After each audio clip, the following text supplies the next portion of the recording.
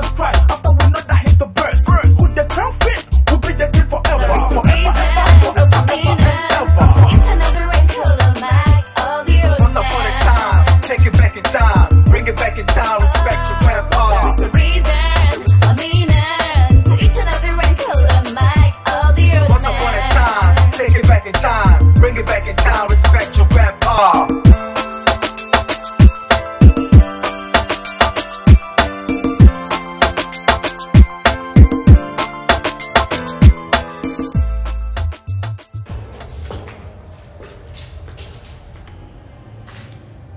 The old Dutch fort had been destroyed. In its place, a prison was built, which is called Ussher.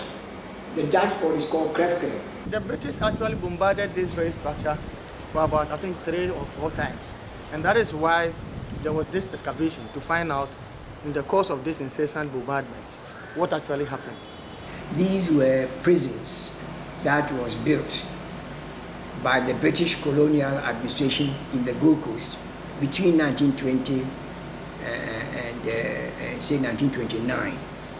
And they were built on top of the historic Dutch fort, originally built between 1642 and used till 1868. In the year 1868, the Dutch gave up their old fort to the British. This is an exposure inside the fort of people who were buried in there.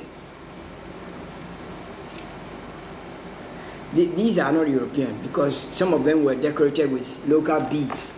So we know that they were Africans who were buried in there. These are physical remains. The food which they ate there, both European and African, the food remains of sheep, cattle, goats, some shellfish from the ocean, contain meats that were used for food. Western style of education was practiced in the forts. So it was not just all the time trading, but impartation of European style of education. There were people who spoke Dutch and Danish in the Accra area, and English.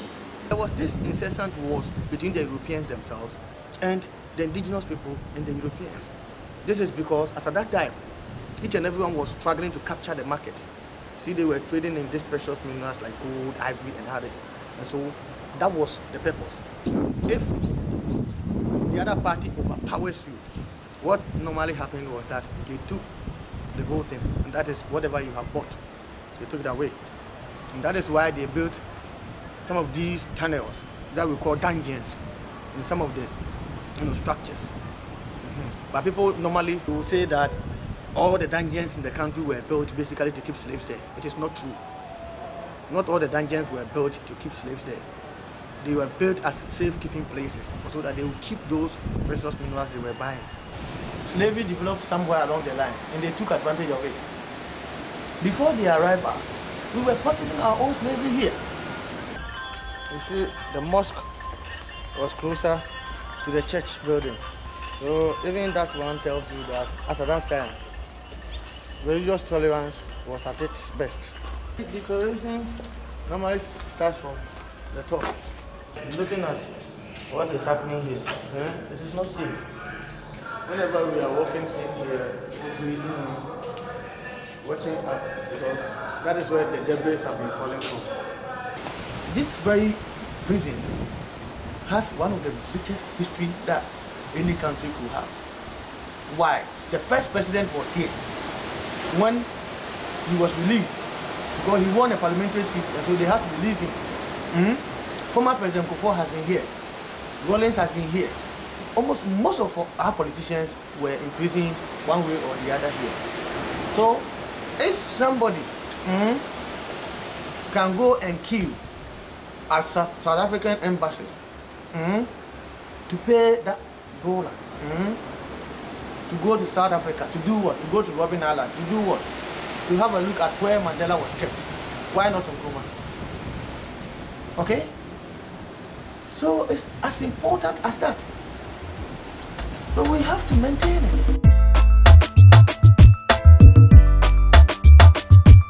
Till till I collapse, my name lives on. Many men that I have transformed. Till I collapse, I carry on strong. Weak in form, but I gotta hold on. Many have come and many have gone. I walk on more. Spiritual leader, the people call. Whatever he says, they surely do. They pay heed, they believe what he speak. He knows it. They have a little secret to tell him. Confess and never did. He the shepherd and they're his sheep for generations, but now so weak. So it's unto us if he gotta collapse and dust to dust.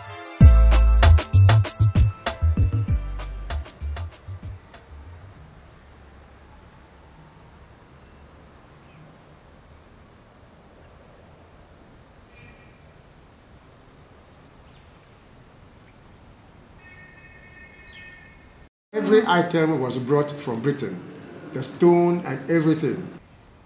The building took quite some time, so it officially opened in 1902.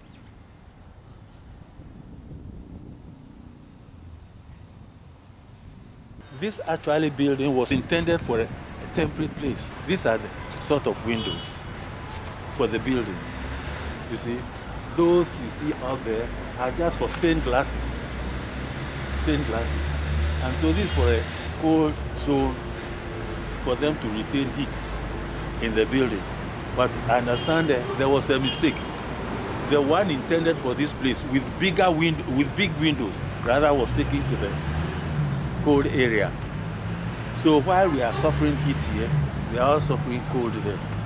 The Holy Trinity Cathedral is built right on top of the Ussher Grove Shrine.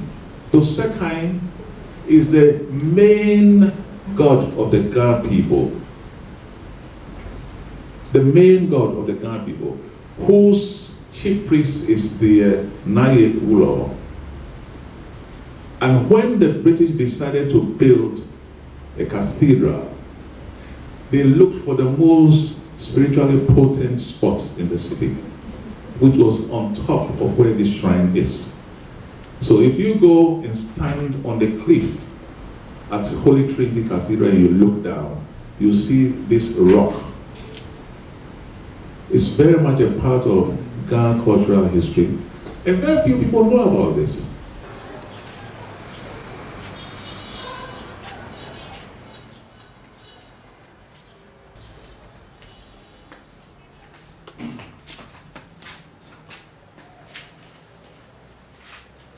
You see, this is our principal service book or service, the English Missal. Though it has undergone so many changes, series, but we use this principally.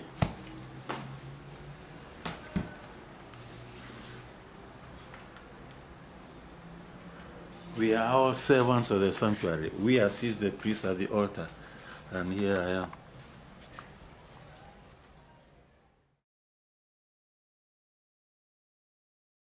What did Jesus say? He said the good news should be carried through all the world. So we use the eagle, carrying the word to fly all over the world. Okay, till we collapse, till the knowledge we pass. But if we should collapse today, everything decays, washed away, and our memory lost in history. Jail.